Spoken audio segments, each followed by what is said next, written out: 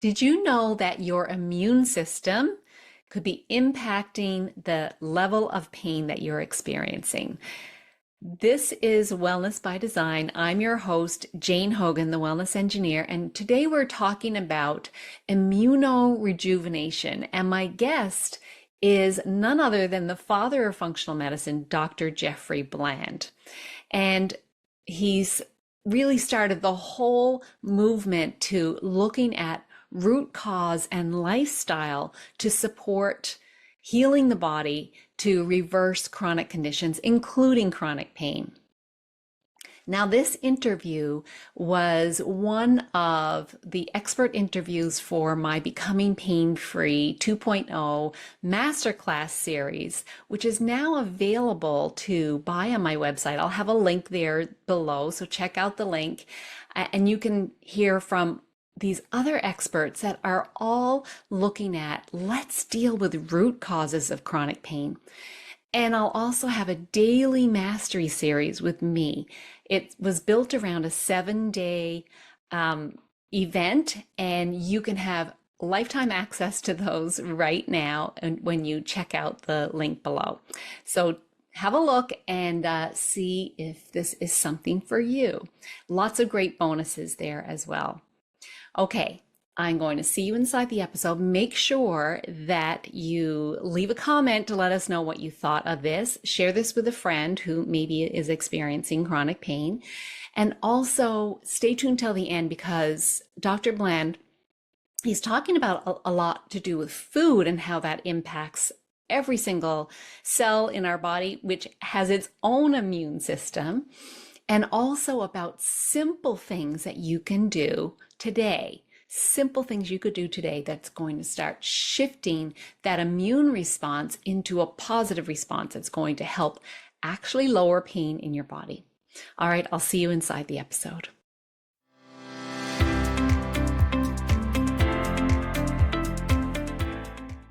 Dr. Jeffrey Bland, I am so delighted that you are here, part of this event, because honestly, you changed my life because functional medicine changed my life. And you've often been called the father of functional medicine. And really, it's all about the root causes and helping people heal, not by applying band-aids, but really addressing root causes. And so I love that that's what you're about, that you've shared that message with the world, changing the whole conversation around health. And specifically, we're talking about chronic pain, people with all kinds of chronic pain that comes from autoimmune conditions, or chronic pain that comes from, well, mysterious things, or maybe old injuries, all kinds of chronic pain, back pain that people might have had for years. So I know over at Big Bold Health, you talk a lot about immuno-rejuvenation. And I know we want to get a definition of what that is. But before that, because the audience might be going, well, if they don't have an autoimmune condition, they might think this doesn't apply to them. So first of all, who needs to listen to anything about immuno-rejuvenation? Well, thanks, first of all, Jane, for the opportunity to have this conversation with you. I think what you're doing and spreading information that people can access and to take charge of important outcomes of their health is really critically valuable. So thank you. Secondly, this concept of pain is a very, very interesting topic, I believe, to focus on, because there are two presenting complaints that are the most frequent complaints that bring people to see healthcare providers. Mm-hmm. Obviously, pain is one, the other is fatigue. And they actually go together to some extent. Fatigue and pain share some common pathways in the body that tell you something about the body's response to the environment, response to the situation of living, response to what we are dealing with as it relates to either past experiences or present experiences that our body wants us to remember and then do something about, actually. So when we talk about pain, there are many actually subtypes of pain. There is neuritic pain, which comes from the nerves specifically being impinged, like you would have with an accident or a misalignment of your nerves. There is inflammatory pain that has to do with something that triggered your body's immune system to signal to the rest of the body that all is not right, and it's trying to gain control over the thing that's gone wrong by producing a symptom that we call inflammatory pain. Generally, it comes in the extreme case with what was traditionally called in the Latin rubor, color, and dolor, which is pain, swelling, and heat. That would be like, Mouthful. yeah, exactly. And then there's pain that we call psychogenic pain, which is real, which is pain that occurs like phantom pain, where a person has lost a limb, but they feel that they have pain in their arm, but they don't have an arm. And so we know that there's a lot going on within our brain that triggers these proprioceptor mechanisms that we interpret as pain. So pain is complex. It has different frequencies, duration, and intensities. So some pain is continuous, some pain is episodic, some pain is minor, some pain is excruciating. So we have what's called the Likert scale for measuring pain intensity from 1 to 10. And some pain is changes its the way you describe it. Like one moment it might be, it feels like there's broken glass in your joints. The next moment it feels like something is twisting your muscles. The next one is the pain seems like a burning sensation. So these factors make the study of pain very complex because there are so many different variables at play. But with that said, I think we can come up with some interesting general ideas that, when applied, can reduce pain across all these different types. I love So that. first of all, let's talk about pain in terms of the connection to the immune system. Because I think a lot of people would probably say immunity is over here and pain is over here. They're not connected, but actually they are connected by a bridge. And the bridge is that the immune system, when it's aroused and it's feeling alarmed, produces a series of messenger substances that are pro-inflammatory mediators. What does that mean? It means that they trigger at the site of the nerve a reaction that signals to your brain that that's unpleasant, that we call pain. And so an immune system that's in an inflamed state can then induce a symptom of pain, and that pain could be localized, it could be regionalized, or it could be systemic.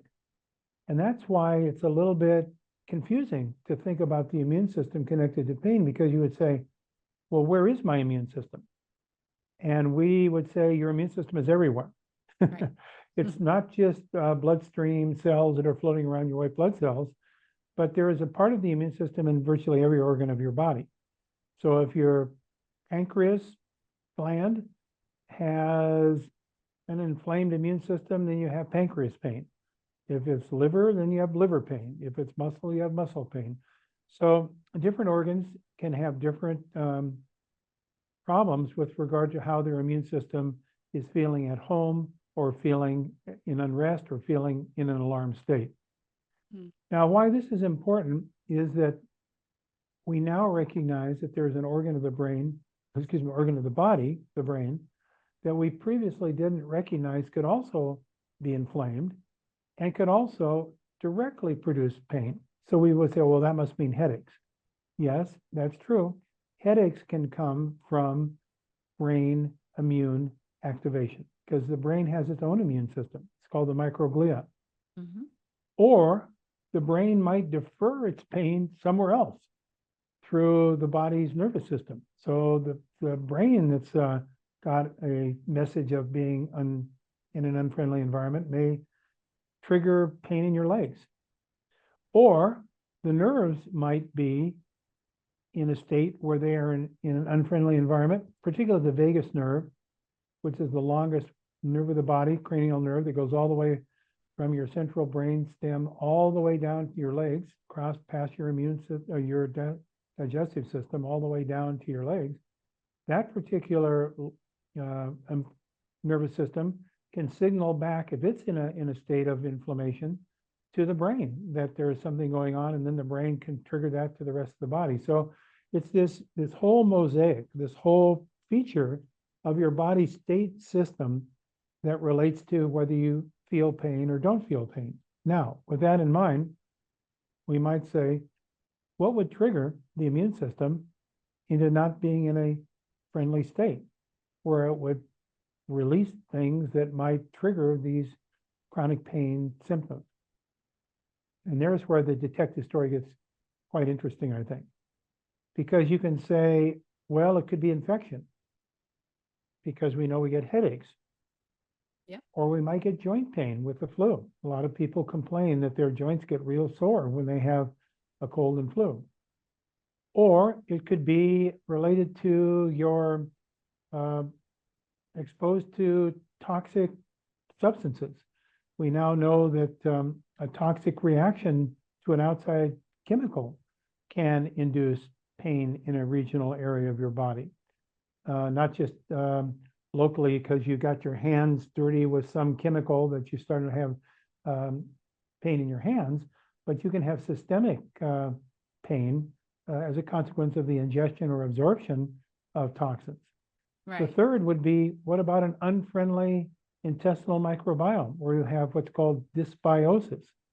That can trigger, because more than 60% of your immune system is clustered around your intestinal tract. Right. And your intestinal tract is in direct connection to your microbiome, all these hundreds of different microbes that live in your intestinal tract. Some are friends and some are foes. And the ones that are foes can be producing substances that activate your intestinal immune system, which then produces a systemic problem. It's not just localized gut pain. Certainly that's one, but it could be joint pain. It could be brain pain.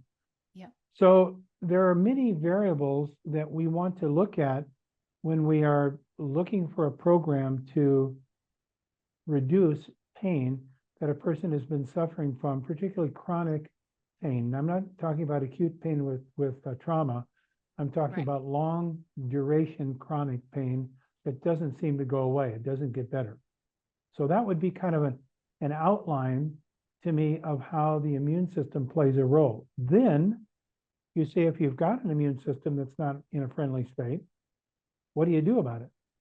And that's the exciting new development, that the immune system can be rejuvenated. It can be remodeled. It can be renewed, so that those immune cells that are having a bad day and they're passing on their bad message to your body can be replaced by new, younger cells that are not yet carrying bad messages. And as a consequence, it reduces that immune activity, that immune inflammatory state, and in so doing reduces pain. So this is the process that we call immuno-rejuvenation, which is fairly new in its discovery in the science of immunology. People have obviously maybe known about it clinically for some time, but we didn't have a real good mechanism of how it worked. We didn't understand how it actually worked until about the last 10 years. Now we can harness that understanding to renew our immune system and, as they say, put the fire out, put the inflammatory immune fire out so that the pain goes down. So that's a lot of words I shared with you, but just some thoughts as to where we are today in this discussion. I really love that you've given that sort of like the 30,000-foot view of pain and the different mechanisms behind pain and why really everyone should at least listen to this immuno-rejuvenation and learn a bit more about it. And we're not talking about like there's been a lot of the sort of boost the immune system is, catchphrase that's been going around. We're not talking about just that. And I think I don't know how much people really think about this. I think a lot of people are aware that every single cell in their body turns over. And so, we have a whole new physical body, right? Every so many years, but the immune system also, is always in turnover as well. So we can think about that as well, we've got this opportunity to recreate our immune system all the time. We've got an opportunity to recreate our body all the time. So, so let's get into then what when you By were the way, talking Jane, about. what you just said, yeah, is a very simple statement in words, but it's a very powerful concept. Our immune system, our body makes about 100 million new immune cells every minute. 100 million. Oh, wow, that's So, a lot.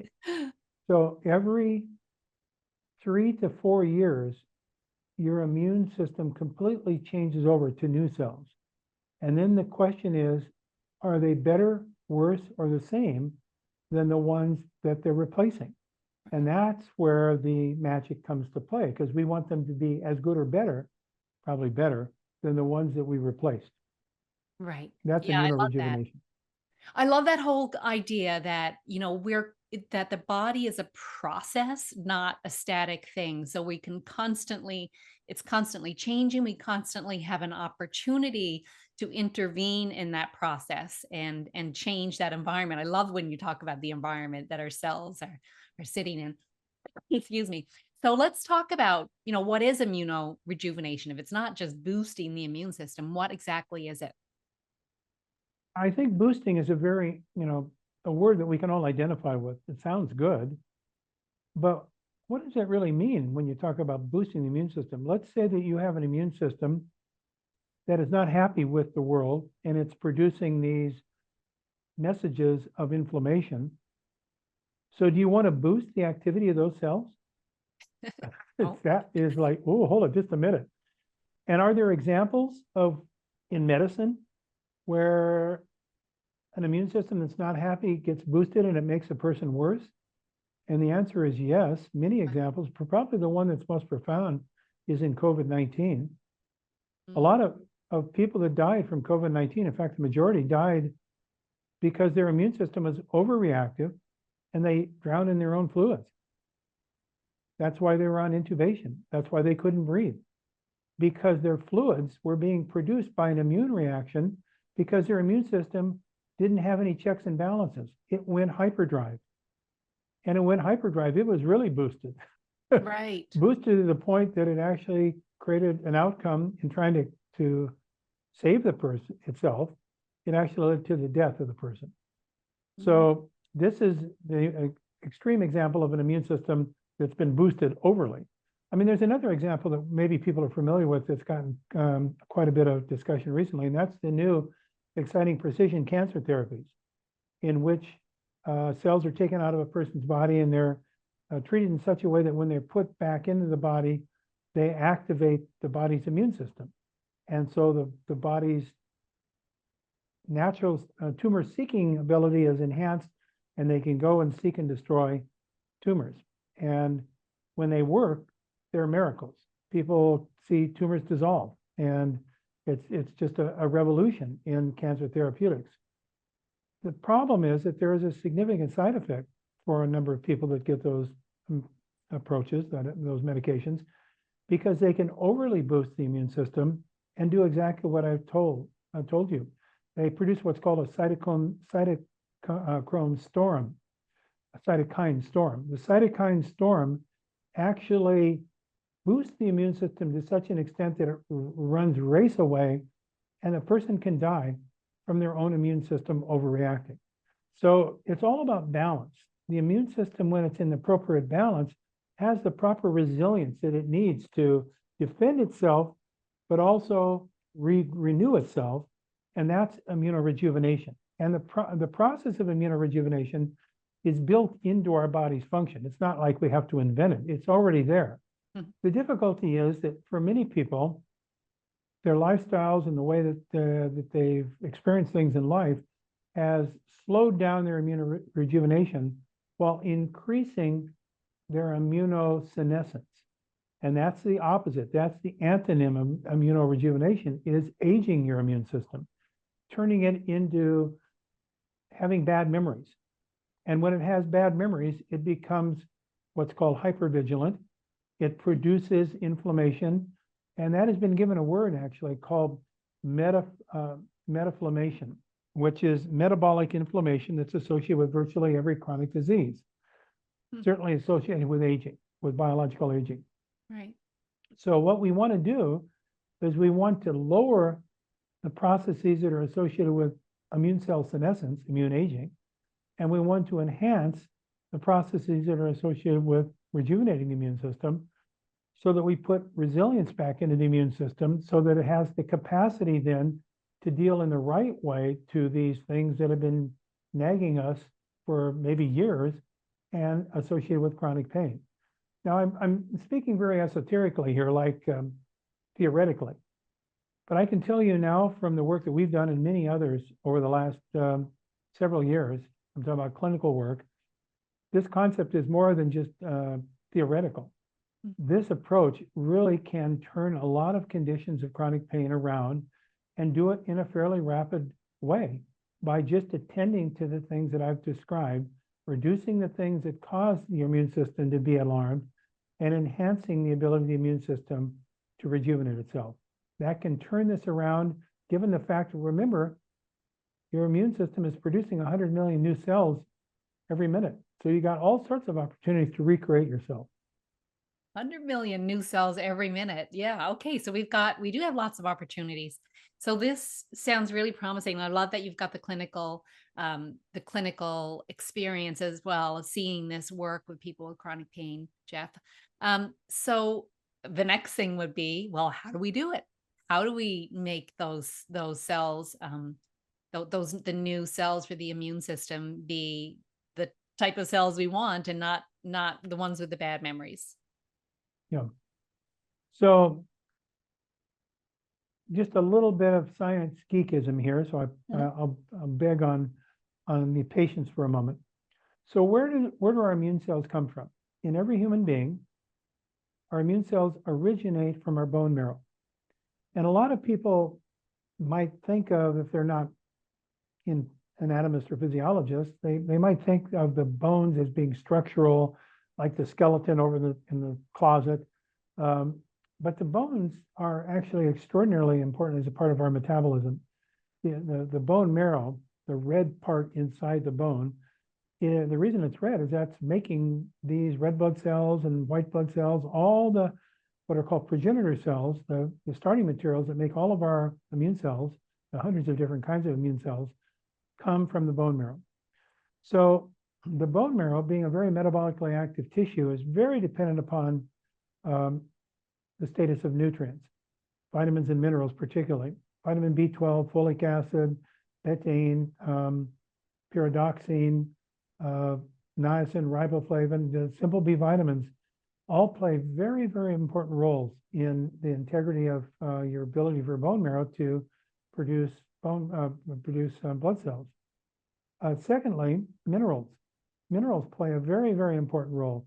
Zinc, copper, magnesium particularly plays an important role. Calcium, selenium, chromium, these are all minerals that we often don't get enough of in our diet that are all important also for bone, blood building functions. Third is protein, and certain kinds of protein that are rich in essential amino acids, particularly the branched chain amino acids like isoleucine, leucine, and valine. These are high quality dietary proteins, play important roles as well in helping the body to produce, given the amount of cells that are being produced very rapidly, your nutritional status is very important. I mentioned vitamin B12 and folic acid. Those are really important because they are involved not only with the formation of the blood cells themselves, but they're also very important for regulating the way that our immune system actually participates in immuno-rejuvenation, because they regulate the activity of a group of materials called methyl groups. And methyl groups are, when they're formed in the body in cells, have an important role to regulate ultimately how genes are expressed through the process that's called epigenetics. It means that we actually can change how our genes are expressing their message on the basis of this epigenetic pattern. Epigenetics means above the genes, things that actually regulate how genes function. And so these methyl groups are in part dependent upon the nutritional sufficiency or adequacy of folic acid and vitamin B12. So they play important roles. And so we often will use supplemental doses of folic acid in its bioactive form, 5-methyl tetrahydrofolate, and vitamin B12, methyl B12, as important nutrients to help support the immuno-rejuvenation process. We also recognize that the regulation of the formation of these new blood cells that will ultimately come out to replace the ones that are having the bad messages, those new blood cells, their regulation is in part controlled by a family of nutrients that only recently have gotten quite a bit of attention. But before, we've kind of marginalized them. We didn't think they were really that important for human health. We just said they're in foods, but we don't really know what they do. And these are called the flavonoids. Bioflavonoids, we know them as, in part, the coloring agents in vegetables and fruits. That's what gives rise to orange, red, blue, violet, yellow colored fruits and vegetables. They are secondary metabolites of plants that are part of the plant's immune system. They actually, the plant doesn't have quite the same kind of immune system that we do with circulating white blood cells going around in the bloodstream, but they do have an immune system which operates to protect the plant against disease like ours does, that are in part related to the presence of these flavonoids. So the plant makes its immune system by building out these different molecules that we see in fruits and vegetables. Now, what's happened over years in food processing and ultimately getting to this ultra-processed diet that many people are consuming is that we take all those materials out of our food and our food becomes white. And then we put synthetic colorings back in it. When we take all those things out, we've lost their nutritional value. Now, in the past, in the food processing industry, they would say, well, who cares we took them out? They don't do anything anyway. There's no deficiency disease that you can say is associated with the absence of a bioflavonoid. But now, in light of new research, we recognize that they play roles in regulating how genes are expressed, particularly in rapidly multiplying cells, like white blood cells, the immune system. And so people who eat low flavonoid diets, that means people generally that don't eat vegetables and fruits at all, Right. they have a different message coming from their diet to their blood cell development process than people who eat like in the blue zones. Blue zones are associated with the longevity. Right. All those people eat diets that are very high in fruits and vegetables that are rich in these flavonoids. Now, our research group has just published a paper that I'm quite proud of, in which we actually looked in humans at the effect that enhanced levels of these flavonoids have on the immune cells. And we found that after 90 days of people eating a higher level of these specific kinds of flavonoids, these actually came from a 4,000-year-old food called Himalayan Tartary buckwheat, which is one of the oldest foods known on the planet, human foods, that when we had people eat high levels of those flavonoids for 3 months, 90 days, that they had a complete lowering of the immune age. They got younger. Their immune system age went down actually by 47% in 90 days. That had never been reported for. It was a new development. So That's we were pretty rolling amazing. back it really is amazing. We were rolling back the biological clock by people basically eating things that they should be eating, the higher levels of these flavonoids that are found in foods like tartary buckwheat. So I think we're on the threshold of a real revolution, understanding how we can help people to rejuvenate their immune system, turn back their biological clock, become more resilient, and not boost, but actually activate the ability of the immune system to make the right decisions when it's exposed to things that you can react if it needs to a virus or a flu or a bacterial infection, but can also quench the kind of inflammatory pain that's associated with meta-inflammation. So I think we're moving in the right direction to provide solutions to these long-term problems. But interestingly enough, you'll notice this is almost a Back to the Future story, because what I'm talking about is harnessing the new science. It really plays on what we probably have known for thousands of years as a human culture, but never had an explanation why. We just knew that eating those kinds of diets were good for us. Yeah. And we've kind of gone through this stage where I think we're coming out. I hope we're kind of coming out of it now, that we got to go have something, try something new, take a supplement, do this to, fix us. When it really can be so simple as, like, just eat the foods that are healthy and good for you, that have the right combination of things. That I love the way you worded that about the getting the right message through, right? That it changes the way the immune system will speak. So I Yeah, really I love. think what you just said, Jane, is really, I want to emphasize that, because I think it's very important. You know, food is nutrients. That's absolutely true. Food is energy. That's true. But above all, food is information for our genes. Our diet speaks to our genes and tells our genes in part how to regulate our function. So if we eat hostile foods, our immune system, our body responds to hostility, and we have inflammation. If we eat friendly foods, then our body does the opposite. It's at rest, it's at peace, it's in love and joy. And so you might say, well, what about people that have gluten sensitivity? Okay, so for them, a component in food, the glutinous proteins that are found in certain grains, are not so friendly because of their unique genetics. So the answer to that problem is, don't eat those foods if you have that answer in your genes. And then eat foods that are absent of gluten. Now, some people say, well, Jeff, you just talked about tartary buckwheat. That's a wheat that has gluten. Well, no. Himalayan tartary buckwheat is gluten-free. It's actually not a grain at all. I don't even know how it got the word wheat associated with it. It's not even related to wheat at all in terms of its genetics. But if you stay away from things that your body sees as a foreigner, and you stay with things that your body sees as a friend, and you boost, I don't want to use the word boost, as you support the activity of your immune to rejuvenate itself, now you have all things working on your behalf. And magically, people say, gee whiz, 3 months down the road, that pain that's been nagging me for years just kind of went away. Every time the weather gets cold, my knees used to kill me. Now my knees aren't killing me. What's going on? You're getting messages that are not hostile messages coming from your immune system. Right, right.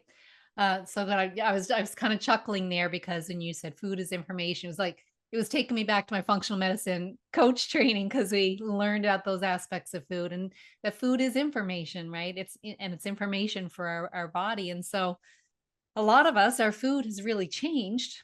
A lot of what we call food isn't even really food anymore, right? So getting back to those basics, and I love that tartary buckwheat, by the way.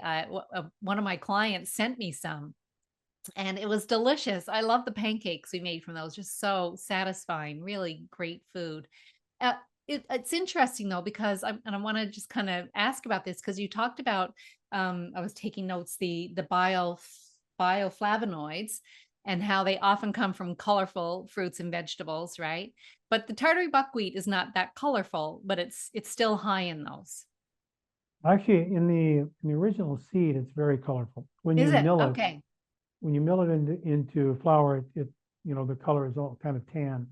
But there are 150 different phytochemicals, flavonoids in tartary buckwheat. It's one of the richest plant foods in that family of nutrients that we can eat. So yeah, it's an interesting plant that we lost track of in the United States. It stopped being grown about 200 years ago for reasons that I don't fully understand. And so when we looked at who was still growing it, we found only one farmer who was a hobby farm. He was a former ag research professor from Cornell that was retired, and he and his wife were growing this ancient food on their small farm. And we got so excited, we eventually bought his tartary buckwheat process and farm. And now I think we are the only farms. We have expanded that with a number of farms. We're the only farms producing regenerative agriculture, organic certified tartary buckwheat. It's been really interesting to bring this concept back to the United States after having been lost for over 200 years. Yeah, because it's called Himalayan, right? So he would kind of think, well, that should be over there. But I knew that you are growing it. So do you see that it's going to expand, in North America, that more people are going to be growing it? Yeah, it likes cold climates because it's very hardy, so it likes to be challenged by Yeah. climate. So we grow it presently in upstate New York. It likes growing in Canada as well, colder climates. So it's a food that has a really interesting history. There are really two types of buckwheat. One is called common buckwheat that most people are familiar with, and then there's this tartary version, Tartary. The reason it's called tartary is that's the Tartan district of China, from which is up against the Himalayas, which is where it was originally grown. And that particular form of buckwheat is a genetically different than common buckwheat. It produces between 50 and 100 times, not percent, but times more level of these immune active flavonoids than does common buckwheat. So it's like a little immune factory, actually. It's very, very fascinating. Wow, I'm excited. So this research is coming out soon? Yeah, we are just, the article has just been accepted for publication, and so we'll be talking about its ability to actually turn back the age of the immune system. Well, that's a great anti-aging, but also helping people with chronic pain as well. So we've talked about food and this amazing tartary buckwheat.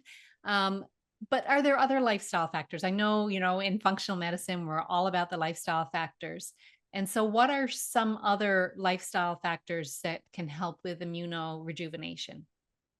Yes, so there is a very important regulator of our immune system, and therefore regulator of the inflammatory potential that's associated with pain. That is this gland in the base of the brain called the pineal gland. The Mm, pineal gland is our sleep regulator, and it produces a sleep regulator substance called melatonin. mhm, Melatonin is an immune regulator as well. So sleep is immune stabilizing and activating your circadian rhythms, and therefore regulates once again your chronic pain associated with inflammation. So if people say, my pain tends to be worse and more severe if I'm either stressed or not sleeping well, yes, both of those fit together because the stress hormones activate the immune system and sleep deprivation activates the immune system. So when we say activates, I mean activates its inflammatory component, right. which then associates itself with pain. So these are important things. Another important thing is exercise, but I want to be very cautious because some people take that to an extreme. I don't Mhm. mean training for marathons. I mean daily activities. Regular walking, a half an hour a day, has a very positive effect on our immunorejuvenation process, has been studied and published. If you over-exercise, however, like hyper-exercise, now you stimulate your immune system to produce these inflammatory mediators, and now you could increase pain. So it's the right balance, the right moderation, the right periodicity every day. Um, and then that leads us into what about hydration? Mhm. Yes, hydration, getting rid of things in your body that may activate the immune system, toxins. You do that by flushing them out. The, the principal way is through your urinary system, which requires some kind of fluid, water, to do that. So proper hydration becomes very, very important. So making sure you get adequate, good quality water every day. A lot of people are chronically dehydrated and don't even recognize it. So people might say, you mean pain might be connected to me being dehydrated? Yes, it is. See it all the time. Yeah, that's so true. Okay, so we've got food, we've got sleep, we've got the movement, hydration. What about, so that I'm thinking about our modifiable lifestyle factors as well. I kind of see relationships and stress kind of come to can sort of be together in some ways. But so what role does stress and having supportive types of relationships affect your immuno rejuvenation response?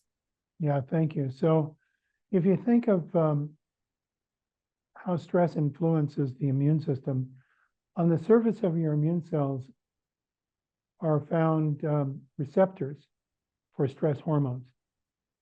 So your immune system is talking to your stress system, to your Hmm. adrenal glands, to your hypothalamus, to your pituitary gland hormones.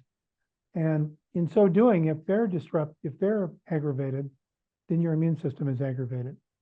So that then leads into this. What does the immune system do when it's aggravated? It produces these messenger substances that are called cytokines that are associated then with inflammation, which then activates nerves, producing pain.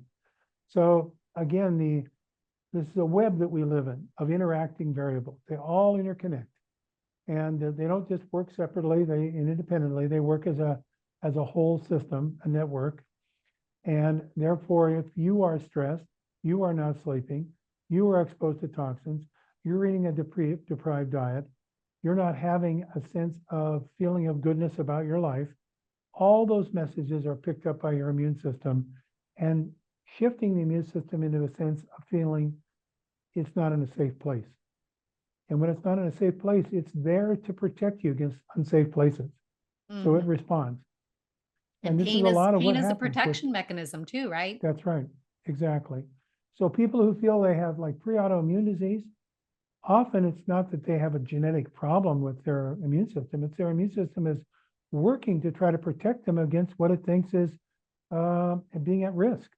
And so Hmm. you need to get rid of the risk factors to allow the immune system to calm down, to rejuvenate itself. Yeah.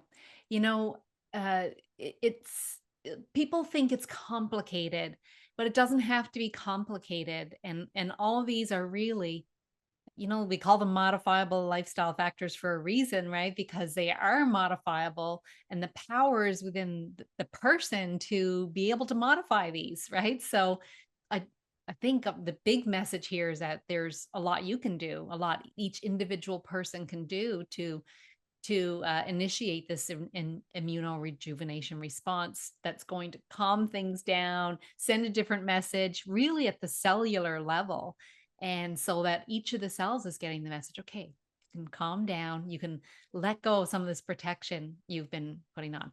But now, Jeff, I want to ask you about I live in Newfoundland in Canada. I like to dip. I live next to a river it's very, it's a big river, it gets very cold and I like to go do cold water dip. I like to do, sweating things, sauna as well. So these different forms of what I would call like positive stressors. What's your thought on positive stressors like that? And I mean, are they positive for immunorejuvenation? Can they help with immunorejuvenation? Yeah, they certainly can, Gene, and thank you for bringing that up. There's this word called hormesis. Hormesis is exposed to some challenging substance at a lower level than produces hazard, but activates your body system, hormesis. So cold plunging, saunas, um, fasting diets, Hmm. all of these have that hormetic influence on immunorejuvenation. So we talk about time restricted eating. It's one of the things that we believe is useful, trying to compress your hours of eating each day into about 8 hours so that you have 16 hours that you're not eating throughout the day to give Hmm. your body an opportunity to cleanse itself, to rejuvenate itself, for your blood cells to get their full power without having bad messages coming in. So uh, time restricted feeding, cold plunging. My middle son just built himself about 4 months ago a cold plunge. He's been doing this scientific study on himself, showing how effective it has been for his blood pressure and for his heart rate variability. So all of these are really positive, affirming things that we can do to use the power of hormesis to rejuvenate our immune ability. Mhm, mhm. And so I guess people would still want to check with their doctor to make sure that, it's okay for them. Because it can be stressful, right? If we're putting stressors on our body, it can be, we don't want to overstress our body and then kind of tip Yeah. the scale the other way. So just kind of make sure that. But I know for myself, and I love the way you talked about your son doing an experiment, kind of an experiment of one. Look at yourself and what works for you. I'm talking to the audience here now, Jeff, not you, but to try these different things out. How does it affect pain levels over time? Do that scale out of 10 and start to track things. I used to do this, and I had all, I was an engineer before I became a health coach. And so I used to do all this tracking and charts and graphs of trying different things.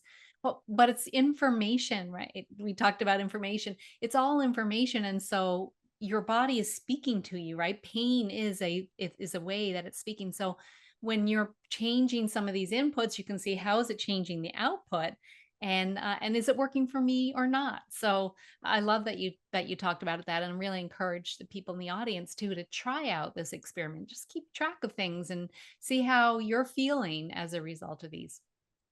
So Jeff, we've talked about a lot of things with immuno rejuvenation. Is there anything we haven't covered that you really want to make sure the audience hears? I think the most important thing, Jane, that you and I have shared is that none of this that I've talked about is of value if a person doesn't do something. So it really is in the locus of control. Do we, as an individual, feel worthy that we should have better health? And if so, what are we willing to invest for that to happen? Because none of this happens free of charge. Everything in life has some inherent cost associated with it, some effort. So it is my hope that a person might say, well, I can't do everything I've talked about, but I could do one thing. Right. Well, that's where we start. Maybe it's giving up sugar sweetened soft drinks. Maybe it's going for a walk every night after eating, or if it's cold weather, maybe when it's not cold, going indoors for a walk. But I think that this journey of life, which is the pursuit of health and improved function, can happen at any age. It can happen in our youth, or it can happen, in my case, at 78 years of age. But it has to happen if you do something. It will only happen if you do something, not if you just think about it. So it's start on something and start doing it. That's what really matters. We talk a lot about this in the website, Big Bold Health, which is the kind of description of this whole immuno-rejuvenation program that we've put together. So if anyone wants more information, they can go to Big Bold Health, and we've got all sorts of information there they can look at, read, find out about. Wonderful. And we'll have the links there so that people can go there and follow your work and learn more about it if they want more information. But I love what you said there, Jeff, about worthiness, because, a lot of people, they inherently don't believe that they're worthy of that effort, right? There is effort in there, but, and I think that is also a message to our immune system, right? So when we can say, I'm worth it, I am worth making this effort, that changes the messages that are going to our immune system, to all the cells, and we can start to let our body tell a different story. So I'm so grateful that you're here today, Dr. Jeffrey Bland, and sharing this wonderful experience that you have, the studies that you're doing, and what you've been learning about immunorejuvenation. So thank you so much for being part of this. No, thank you, Jane, and thank you for your advocacy and spreading information that will help people to really get on the path to better health. I really appreciate it. Well, thank you to you. You put me on this path. So thanks to everyone for being here, and follow up on this. What's that one small step you could take that's going to take you in that direction to immunorejuvenation, so that your body can start telling a different story. All right, and then take that step. All right, we'll see you next time.